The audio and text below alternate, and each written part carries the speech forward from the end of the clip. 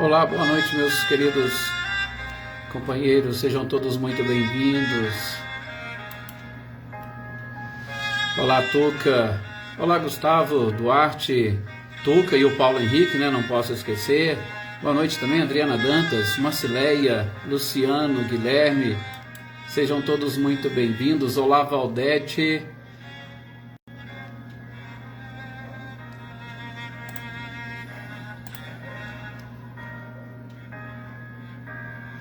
Olá também para Salete, o Márcio, o Gustavo, Fabiana Caldas, Fabiana Dove. Olá, Ricardinho e Lúcia, boa noite. Boa noite também, Claudio Honori e Eliane. Boa noite, Eveline, Roberta e Gabi. Boa noite, Lidiane e Patrícia. Espero que o garotão esteja melhor, Lidiane. Renata Cristiane, boa noite, Edna Bueno. Boa noite também, Leopoldina. Olá, Lucélia, seja bem-vinda também, Elaine Lavez. Renata Gomes, Valdete, boa noite, né, para todos. Vivi Reis, Senhor Antônio Pazotto e a Isabel. Olá, Reinaldo e Cecília, boa noite para vocês. Aninha e Adriano, boa noite também. Ai, que bom, espero que ele esteja bem melhor, viu? E nós vamos continuar as nossas orações por ele, fique tranquila. Olá, Wagner, boa noite também, Jossanã, Shirley. Boa noite, Leda, Josiane, Valéria Aparecida Silva. Boa noite, Valéria, seja muito bem-vinda a esse nosso grupo de estudo. Eu não me recordo se... Ah, não, a Valéria já participou assim outras vezes, desculpa, Valéria. Renato Antônio, boa noite, Marilza, boa noite, Andréia Vieira, Liliane, boa noite, Carmen, boa noite, seja bem-vinda. Olá, Célia e Flávio Gava, boa noite também para vocês. É um prazer imenso tê-los aqui conosco. Boa noite também, Rosilene, Osmane e Diego, sejam todos bem-vindos. Olá, Valdinei, boa noite, tudo bem? Espero que sim. Com certeza será, Wagner, será uma ótima leitura e estudo. Boa noite também, Lídia, boa noite, José Ricardo, Catarina, sejam bem-vindos. Olá, Dona Luzia, boa noite também. Adilson Riva, boa noite. Reinaldo, boa noite, meu amigo, seja muito bem-vindo. Olá, Célio Melo, Oneida Alves, Elvira Pimentel, boa noite. Leopoldina, que bom e que alegria ter todos vocês aqui conosco nessa nossa noite, né? Exatamente para estudarmos, aprendermos um pouco mais. Boa noite, Joana Camargo, boa noite, Anitta e Clarindo, boa noite, Luísa Nalim, Maria do Carmo Oliveira, e vamos fazer a nossa prece para nós iniciarmos a leitura e estudo de hoje? Vamos, com certeza. Meus queridos companheiros, que nós possamos agora nesse instante, com muito amor, com muito carinho, elevar o nosso pensamento, e principalmente, como muitos de vocês já viram e já ajudaram a também espalhar aí pela internet, através do WhatsApp, que nós possamos celebrar a amizade que nos une nesse instante. Interessante, né, quando Jesus disse que a partir daquele momento os seus apóstolos eram seus amigos, exatamente porque a amizade tem, ou ela possui, principalmente quando verdadeira, um sentimento todo especial. E que nós possamos, meus queridos companheiros, nos tornarmos cada vez mais amigos sinceros, amigos de nós mesmos, amigos uns dos outros, amigos dos nossos familiares, amigos dos nossos vizinhos, amigos dos nossos companheiros de trabalho, né? Amigos dos nossos filhos, dos nossos maridos, das nossas esposas, dos nossos pais. Amigos dos espíritos desencarnados que compartilham conosco essa existência, e principalmente que nós sejamos amigos daqueles que se consideram nossos inimigos. Sim, precisamos vencer e superar todas essas barreiras. E é claro, que nós também sejamos amigos do Cristo.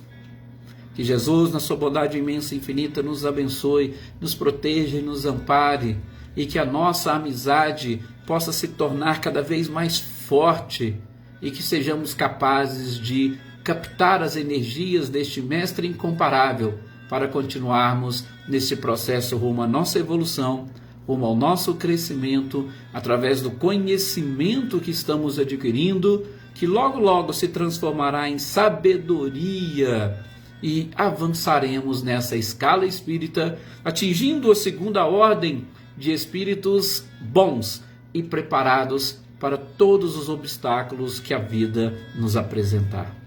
Muita paz a todos vocês, muita paz nesse nosso horário, nesse nosso momento de oração, de reflexão e de leitura, estudo, que assim seja. Boa noite também, Lisete. Olá, Fabiola, boa noite, seja bem-vinda. Adriana Varenga, boa noite. Ricardo e Eliane. Família Pimentel presente, que alegria, né, Wagner? Que bom. Olá, Selma, boa noite. A Selma e o marido também sempre nos acompanhando. Elaine, boa noite. Elisa.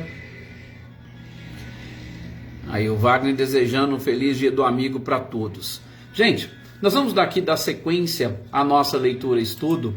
E a nossa leitura e estudo hoje, no dia de terça-feira, é em cima do livro O Céu e o Inferno, ou A Justiça Divina segundo o Espiritismo. E mais uma vez eu gostaria exatamente de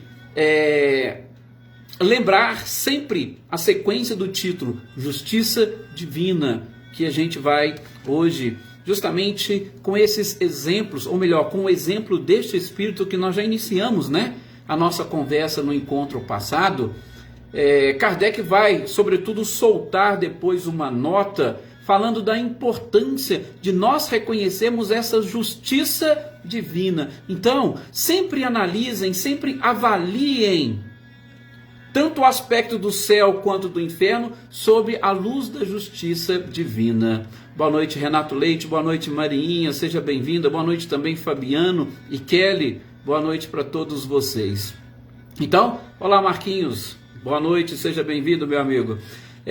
Que nós possamos avaliar sempre sobre este prisma da própria justiça, ok? Então, a gente já vai iniciar, já vamos tocar aqui para frente, porque há várias dessas perguntas o Espírito não tinha condições de responder. Não sei se vocês se lembram, e aqueles que porventura não lembrarem, busquem lá na nossa página da AME, né, a nossa aula anterior, ou na página do YouTube, na nossa página do YouTube, Edson Vander Assunção, também lá nós colocamos todas as nossas aulas para facilitar para aquelas pessoas que não têm Facebook. Boa noite, Leida Genari, seja bem-vinda. Então, a gente viu que o Espírito não tinha condições e Kardec fez várias perguntas para o Espírito de São Luís.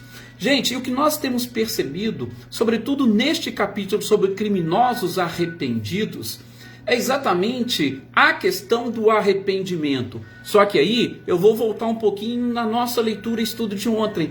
Quando nós falávamos do Consolador, quando a gente falava do Espírito de verdade, nós não podemos esquecer que a terceira revelação ela está calcada exatamente nessa expressão, verdade. E não existe consolação sem verdade. Ou seja, a consolação só é possível através da verdade. Ou a verdade é a única capaz de trazer a verdadeira consolação para os espíritos. Boa noite, Serena, seja bem-vinda. Então, a gente tem que buscar nessas expressões, nessas palavras, aquilo que nós efetivamente precisamos. Por quê? Porque, gente, quando a gente vai falar aqui de arrependimento, esse arrependimento ele precisa ser verdadeiro. Luciene Naves, seja bem-vinda. O arrependimento tem que ser verdadeiro. Ele tem que brotar lá do nosso íntimo. Não pode ser um arrependimento da boca para fora, simplesmente para eliminar ou para se ver livre dos sofrimentos ou das dores. Eu me arrependo e pronto, me arrependo, mas amanhã, se eu tiver chance e oportunidade, eu vou praticar os mesmos atos. Não, não pode. Tem que ser um arrependimento verdadeiro. E a gente tem percebido por todos esses espíritos que quando o arrependimento é verdadeiro, ele muda completamente todos os parâmetros que nós temos, sobretudo de inferno. Ele muda os parâmetros, por quê?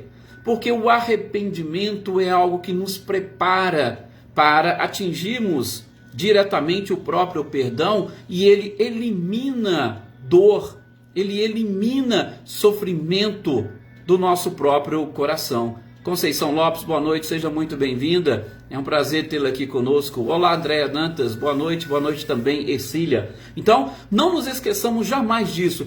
Arrependimento sincero, ele é capaz de mudar muitas coisas na nossa vida, sobretudo capaz de mudar muitos sofrimentos. Mariângela, boa noite. E, é claro, a gente viu, sobretudo neste estudo e sobre este espírito, que São Luís havia dito que ele era um espírito que tinha reencarnado em tribos selvagens aqui no nosso planeta. Por quê? Porque ele viera de um planeta inferior à Terra. Se o planeta era inferior à Terra e aqui ele tinha reencarnado entre os selvagens, aí a gente volta naquela questão da neuroplasticidade cerebral. Ele ainda não tinha contato e convivência com a civilização, e a sua forma de pensar e de agir ainda estava presa nesses arquétipos pretéritos. Então ele precisaria passar por um processo de modificação, e a gente sabe que tanto as nossas faltas quanto o nosso merecimento está sempre relacionado com as nossas intenções, com o nosso grau de evolução, que a gente deve inclusive repetir também no final, em cima dessas notas que o próprio codificador coloca aqui no final desta mensagem. Boa noite, Vânia, seja muito bem-vinda. Então, espírito, ele tinha essa dificuldade. Nós que aqui estamos tendo a oportunidade de avançarmos e melhorarmos com estes exemplos, que a gente consiga aprender. E Kardec continua perguntando então para São Luís. São Luís, eu poderia dizer que este espírito lá de Castelnaudari, aquele espírito que estava assombrando aquela casa, ele poderia ser classificado como um desses espíritos danados, né? A gente pensa, né, naqueles espíritos zombeteiros que gostam de brincar, que gostam de atrapalhar, que gostam de prejudicar as pessoas. Aí São Luís responde, não. Não, por quê? Porque os espíritos em condições mais, porque existem espíritos em condições mais horrorosas e mais complicadas do que esse espírito. Ele não é daquele espírito totalmente danado, daquele que está... Não, existem outros piores do que ele. Principalmente, São Luís vai considerar os espíritos piores aqueles que não são suscetíveis de um arrependimento muito, vamos assim dizer, rápido. Por quê? Porque este espírito ele teve um processo de arrependimento rápido. E a gente vai ver o que bastou para esse arrependimento. Bastou, gente, apenas a evocação. A gente vai ver um pouco mais abaixo aqui que ele próprio vai dizer isso. Então, para esse tipo de espírito, ele não era considerado um espírito danado, não. Só que, a gente sabe, para ele, o inferno dele era aquele local onde ele estava. Era exatamente a casa onde ele estava encerrado e ele ficava ali, infelizmente, atormentando as pessoas. O inferno, como sempre, estava dentro dele próprio. E aí Kardec continua, mas São Luís, é o seguinte, você veio aqui na primeira vez, olá Valdir Menezes, boa noite, seja bem-vindo. Você veio aqui na primeira vez, junto com ele, né? E ele sequer conseguiu comunicar, e você pediu para fazermos preces para ele. E aí a gente verificou que essas preces, como o senhor mesmo disse, tanto é que um mês depois ele voltou, e nós verificamos que as preces que nós fizemos, ela atingiu, vamos assim dizer, esse espírito, ou seja, ele foi sensível a essas preces. Vejam a perspicácia das questões, das perguntas de Kardec, que eu acho interessante, e a gente vai verificar na resposta, e eu vou até fazer alguns comentáriozinhos para a gente depois avançar, sobretudo nas perguntas e respostas seguintes. Então, Kardec pergunta, todos os espíritos são e estão suscetíveis às preces? Olha para vocês verem a pergunta de Kardec. E por que eu digo que é interessante? Gente, muitas das vezes nós aqui, no nosso próprio grupo, isso é comum, vamos pedir preces, vamos pedir orações para as pessoas, para os espíritos. Mas aí fica aquela pergunta que Kardec fez. Todos os espíritos estão suscetíveis às preces? Especificamente nesse caso, nós estamos falando de criminosos. E aí, o próprio Espírito de São Luís vai dizer, olha, a prece alcance aqueles que são suscetíveis de arrependimento. Agora, para aqueles que alimentam o orgulho, que se revoltam contra Deus, a prece naquele momento de nada adianta. Olha a resposta de São Luís para Kardec. Boa noite, São Luís Alberto. Boa noite também, Joana de Oliveira.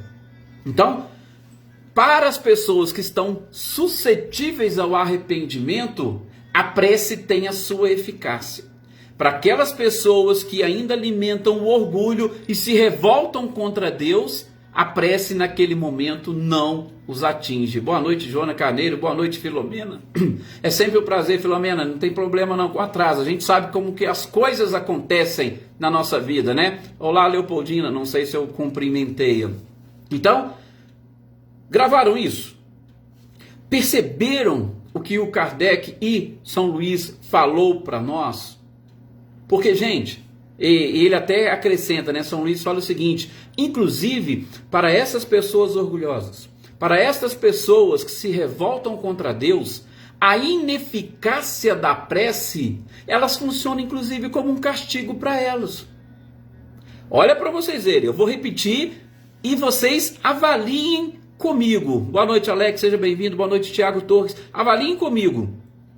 Para as pessoas que alimentam o orgulho, para as pessoas que se revoltam contra Deus, a ineficácia da prece representa um castigo. E aí, gente, eu posso ampliar, como eu disse a vocês, nós vamos ampliando aqui as reflexões. Muitas das vezes, imagine, para nós mesmos, estou fazendo prece por alguém. Só que eu ainda alimento o orgulho e eu não aceito o problema que a pessoa está passando. E eu acho que Deus está sendo injusto com ela. Gente, a prece, muitas das vezes, ela pode e não terá eficácia até como uma forma de castigo para mim. Ah, mas peraí, por que você está se revoltando contra Deus? Você acha que Deus errou? Aquilo que está acontecendo com a pessoa é um acaso? Ou é obra de um demônio? Existe alguém mais poderoso do que Deus para impor?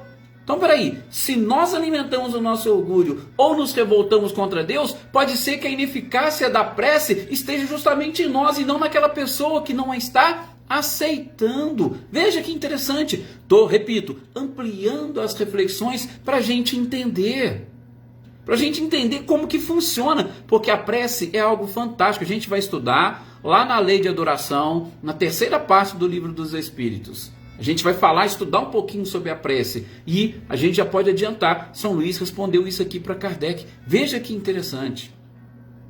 E aí, Kardec até continua com a pergunta, né? E ele vai falar assim, ó, nesses casos, tá? Aquelas pessoas que são insensíveis à prece, as pessoas que são insensíveis à prece, eu devo deixar de orar por elas? Veja, Kardec está levando para o lado daqueles que precisam das orações. Eu já estou falando dos dois lados, tanto daqueles que estão fazendo as orações, quanto para aqueles que estão recebendo as orações. Então, aquela pessoa que é insensível, que não recebe, então eu tenho que parar de rezar por eles?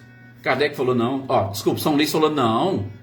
Por quê? Porque cedo ou tarde esta prece triunfará.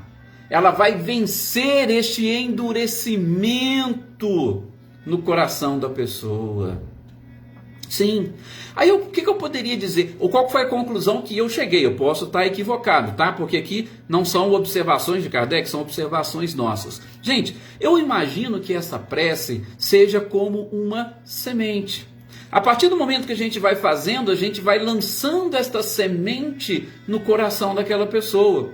E, mais cedo ou mais tarde, esta semente, ela vai germinar. Eu me lembro aí mais especificamente do filme, que chamou muita atenção do filme, Nosso Lar. Aquela senhora que fazia as preces para André Luiz. André Luiz, até em determinados momentos, não estava tão suscetível assim de arrependimento. Ele teve uma certa dificuldade, mas as preces que eram feitas, elas atingiam o seu objetivo, elas aliviavam a dor, mesmo tendo essa dificuldade de aceitação, mesmo tendo a dificuldade de arrependimento, mesmo tendo a dificuldade da própria resignação. Então, eu imagino mais ou menos assim, a prece como uma semente que está sendo plantada e ela vai sendo regada com mais preces, com amor, com carinho, até chegar aquele momento onde a prece terá uma ação, vamos assim dizer, medicamentosa. É como se fosse um medicamento que começa a atuar a partir do momento que você consegue identificar e utilizar a prece a seu favor.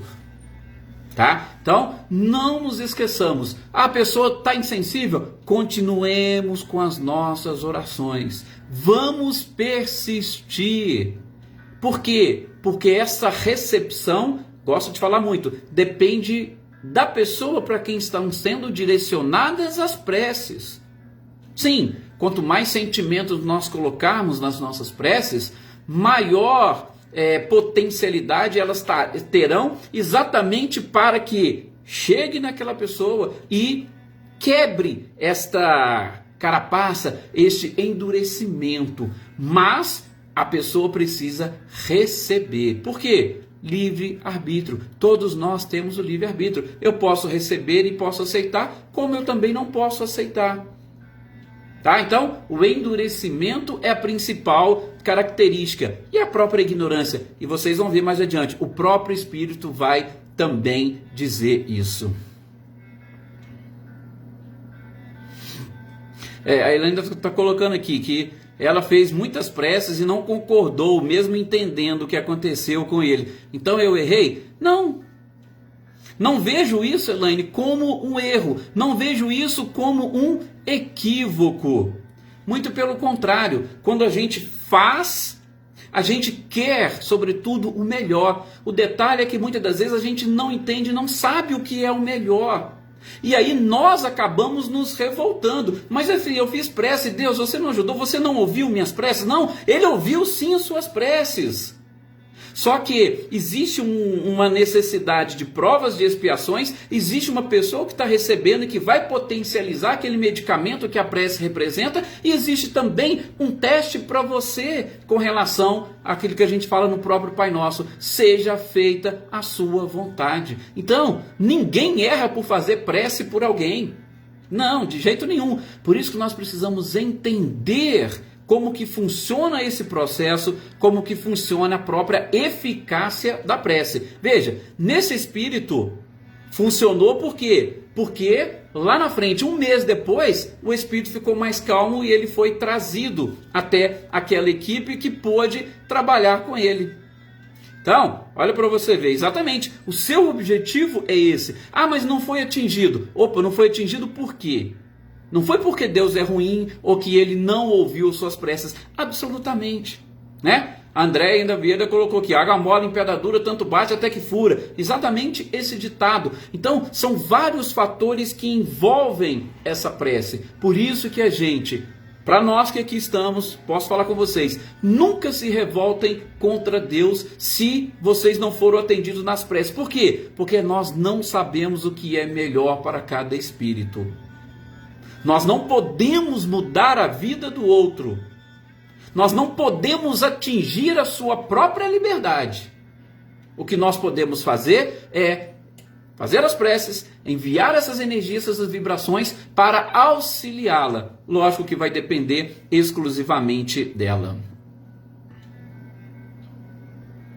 Então, a Luísa Nalim está lembrando aqui da história, né, de Santo Agostinho e Santa Mônica. Ela não desistiu. E o próprio Santo Agostinho muitas das vezes falou: não adianta ficar rezando, não, que não vai resolver. Só que com o tempo aquilo foi se modificando. Depois ele agradeceu a insistência e a persistência das orações da sua própria mãe. Sim, é um exemplo muito clássico. E quem foi Santo Agostinho? Poxa, na nossa codificação é algo fantástico, né? A Joana também lembrando aqui o suicida do trem de Divaldo. Então veja, nós vamos ter muitos exemplos aqui. Aí ó, o Wagner coloca as preces é uma comunhão com Deus. A gente vai ver isso, Wagner, com detalhes lá na lei de adoração que nós vamos estudar lá no livro dos Espíritos. Né? E a Rosilene ainda coloca, as preces devem vir do coração de maneira incansável para que Deus faça o melhor. Eu vou até dizer assim, um pouquinho mais, de uma forma mais vulgar, né, Rosilene? É que a prece possa e consiga fazer com que a pessoa sinta isso, né? Por quê? Porque, mais uma vez, respeito ao livre-arbítrio. A nossa parte, quando a gente reza com o coração, aliás, inclusive, isto é uma das observações que eu coloquei aqui para falar com vocês. Quando nós fazemos a prece, e sobretudo com a prece que fazemos de coração, os primeiros beneficiados somos nós. Vocês já repararam quando a gente está em prece, parece que nós ficamos muito mais leves, nós ficamos mais soltos, nós ficamos mais protegidos. Então os primeiros a serem beneficiados somos nós. Então a prece sempre tem sim o seu objetivo. Tá? Principalmente quando ela é feita dessa forma. Palavras repetidas é algo muito complicado e delicado.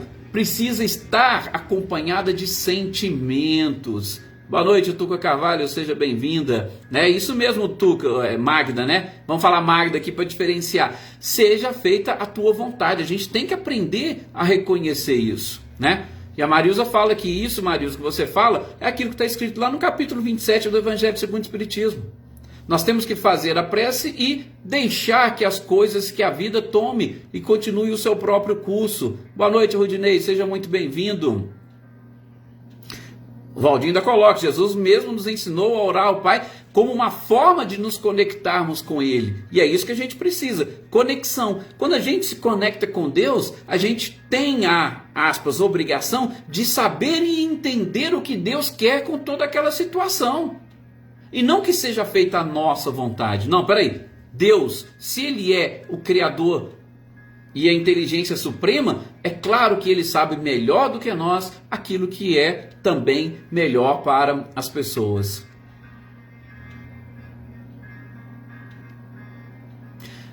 Aqui tá vendo várias colocações. A Aninha lembrando, inclusive do episódio que o próprio Cristo narra, né? Do publicano e o fariseu que foram rezar no templo. É isso aí. É tudo isso que vocês estão realmente colocando. Mas vocês estão vendo, gente? Em duas perguntinhas de Kardec, como que a gente consegue refletir sobre tantas coisas? Tá? Então a prece, a gente vai falar disso mais depois. Fiquem tranquilos, tá?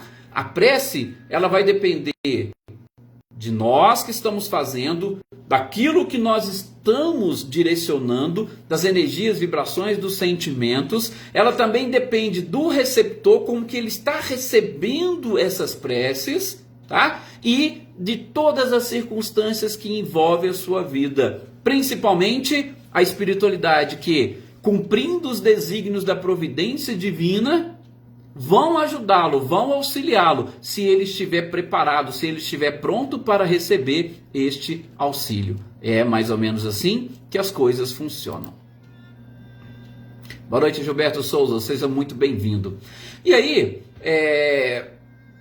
depois, o próprio Kardec vai perguntar aqui sobre a reencarnação. E aí fala assim, São Luís, se esse espírito, ou quando esse espírito vier reencarnar, qual vai ser a condição dele reencarnado?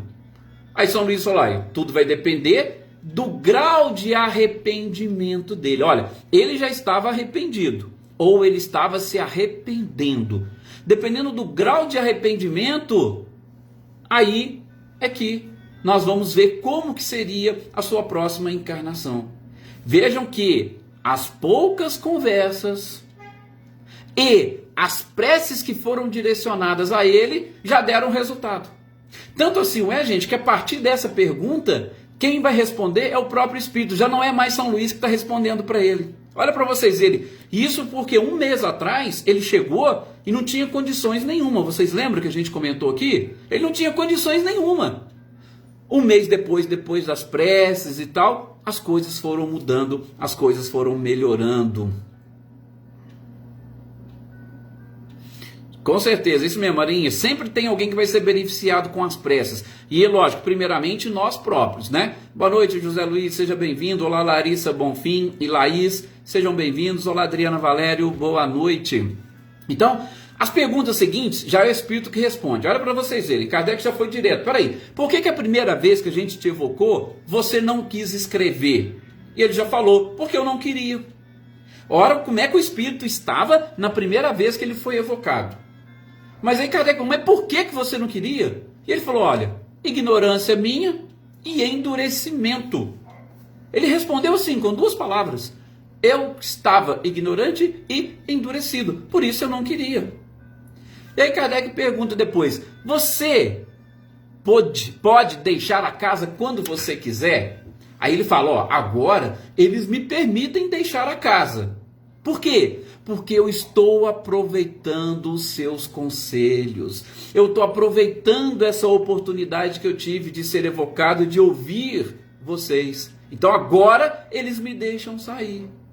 E aí ele pergunta, Kardec pergunta, e você sentiu algum alívio? Ele fala, agora eu começo a ter esperança. Gente, vocês lembram que a gente comentou semana passada, São Luís falando? Ora, ele estava preso naquela casa, já tinha praticamente 200 anos, ele não conseguia se ver. Se ele saísse dali, ele se veria num lugar escuro e sozinho. Então ele estava preso e a impressão que ele tinha que os seus sofrimentos seriam eternos. Ele não tinha uma ideia de como que funcionava o pós-morte. Para ele, inferno era o que ele estava vivenciando. E inferno, como todos nós aprendemos principalmente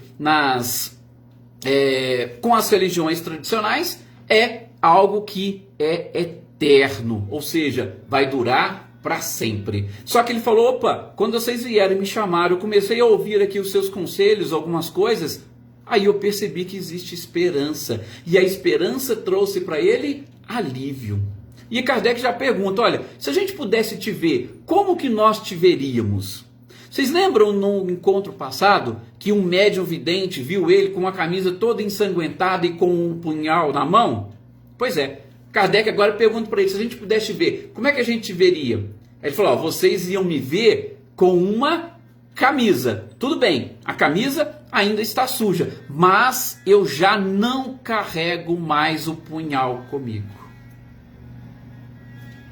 Pronto. Viram? A mudança de um mês. Ele chegou de um jeito e um mês depois ele já estava de outro. As alterações e as mudanças estavam acontecendo. E Kardec perguntou, mas por que você não está mais com o punhal? O que você fez desse punhal? Ele falou, olha, amaldiçoando. E Deus, ele retirou, ele arrebatou das minhas vistas. Ele sumiu com esse punhal. Boa noite, Edna, seja bem-vinda. Então, aquele punhal que ele fazia, que ele carregava, a espiritualidade já ajudou a dar um fim nele. Por quê? Porque ele já estava experimentando essa mudança. Olha só como Kardec vai aprofundando. Aí Kardec fala assim, ó, aquela bofetada lá, você lembra aquela bofetada que você deu lá no filho do proprietário da casa? Tá? Se esse proprietário, o filho, voltasse, o que aconteceria? Aí ele já fala, ó, por favor, né, não me desafie. Por quê? Porque eu estou nesse processo de arrependimento. Então, por enquanto, eu não faria nada, tá? Mas qualquer coisa que viesse a me provocar, eu não posso falar. Por quê? Porque eu ainda não aprendi. Então, ele falou, olha, por favor, não me desafie, não fique tentando julgar para mim algo que infelizmente eu ainda não consegui vencer e superar. Tá? Então, se ele viesse me desafiar, eu não sei o que eu faria. Não sei, sinceramente. Mas, se ele aparecesse, eu não ia fazer nada com ele. Por quê? Porque eu estou arrependido. Mas se ele me desafiasse, aí eu não sei. Então, o próprio Espírito fala, por favor, não faça esse tipo de pergunta para mim não. Eu não sei, eu não me conheço agora que eu estou entrando no arrependimento. Olha para vocês verem que interessante. Mas Kardec fez a pergunta e a resposta veio. E aí de novo Kardec continua. Você consegue por acaso enxergar o fim das suas provas? Porque Kardec estava exatamente fazendo aquele trabalho de apurar através das perguntas e respostas essa ideia que nós temos de céu, de inferno, de eternidade das próprias penas. Então, olha, você, na situação que você está, você consegue enxergar o fim das suas provas? Ele fala, ó, eu ainda não consigo enxergar, mas eu sei que elas não serão eternas. Ou seja, sabe aquela esperança que ele sentiu quando chegou ali, quando ele foi evocado? Aquilo ali já foi suficiente para ele, para saber que ele não vai ficar sofrendo a vida inteira. Tá?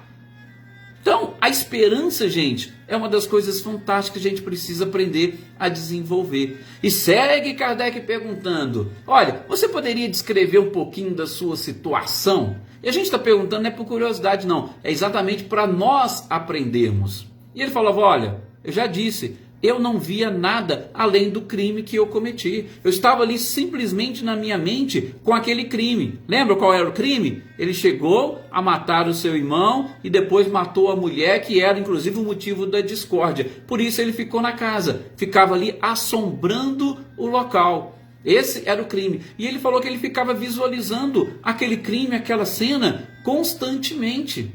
Este era o problema dele. Tem que haver, né, Wagner? Só que, como a gente tem aprendido, o arrependimento, o arrependimento, ele acelera esse processo de evolução. Porque o arrependimento vai simplesmente fazer com que você não cometa mais os mesmos erros, não pratique mais as mesmas falhas. Então o arrependimento, ele é fantástico. A gente tem visto criminosos arrependidos. Tem que ficar 200, 300 anos sofrendo? Não necessariamente. Por quê? Porque o arrependimento ele pode me levar mais à frente, mais adiante, porque o principal para o processo de perdão é fechar o ciclo. Depois do arrependimento, do sofrimento, vem a reparação. Eu reparei, é como se eu apagasse, eliminasse ou substituísse aquela ideia, aquele fato, aquele episódio, tá? Então, ele vai exatamente dizer, olha, eu não via nada além dessas coisas. Se eu saísse da casa, eu fiquei sabendo, a única coisa que ia acontecer comigo é que eu ia me ver solitário, sozinho e num lugar muito escuro. Mas absolutamente nada, não tem nem como descrever algo diferente para vocês. E aí Kardec pergunta, se você reencarnasse, você sabe como é que seria a sua encarnação? Ele falou, faço nem ideia, eu não estou pensando, eu não estudei isso. Aliás, né, vamos dizer, tem um mês que ele havia se modificado e estava em condições de escrever. Mas Kardec perguntou se ele conseguia. Ele disse, não, ainda não meditei o suficientemente sobre isso. E aí pergunta de novo, lá na casa, enquanto você estava lá, você experimentou algum tipo de remorso? Ele falou, não. Por quê? Porque lá na casa, ele somente estava vivenciando aquela cena. Aí ele vai dizer agora, quando vocês me evocaram, aí iniciou o meu processo de despertamento. Eu despertei quando vocês me chamaram até aqui. E aí ele acrescenta, muito obrigado por vós se apiedardes de mim e me esclarecer. Gente, aí é claro, né? Tem a partezinha aqui que é até um pouco extensa, a gente está mais aqui já no final do nosso momento. Eu vou tentar até resumir aqui para a gente fechar. Kardec vai dizer dessa questão da evocação, o interessante é que quando as reuniões são sérias e tem justamente esses objetivos de auxiliar, as evocações, elas representam uma das oportunidades que a providência divina coloca nas nossas mãos para auxiliar os nossos irmãos que se encontram perdidos. E aí, lógico, para aqueles que são espíritas, entendem muito bem como funcionam as reuniões de doutrinação ou de desobsessão. Mas Kardec acrescenta nessa nota, o importante é que esses exemplos servem também para nós, sobretudo para que nós aprendamos com os nossos próprios comportamentos e a não ter comportamentos que poderiam nos levar a esse tipo de dor e sofrimento. Então, veja como que a providência divina atua. As evocações não é apenas e tão somente para a satisfação da nossa curiosidade. As evocações é exatamente uma oportunidade que todas as criaturas, tanto encarnados quanto desencarnados, têm para este processo de despertamento. E aí Kardec usa uma frase até interessante, né? Deus patenteia a solidariedade entre todos os seres do universo e ao mesmo tempo que dá a lei da natureza por base a fraternidade, ou seja, solidariedade e fraternidade nesses momentos para que nós possamos nos unirmos, aproveitando o máximo possível as oportunidades. E duas outras coisas que ele coloca para nós fecharmos é a questão dos tipos de sofrimento, né? A gente vê os avaros sofrendo pela ausência do ouro, a gente vê os orgulhosos se atormentando por ciúme daquelas honrarias que estão sendo prestadas para as outras pessoas. A gente vê, né, pessoas que, como é que nós podemos dizer, que dominavam aqui na terra e agora no plano espiritual se sentem humilhados por verem os seus subordinados em uma situação. Então veja, existem diversas formas de aprendermos com os nossos próprios erros. Existem diversas formas e o que nós não podemos é desperdiçar essas oportunidades. E enfim, para nós fecharmos, Kardec chama atenção, tá vendo?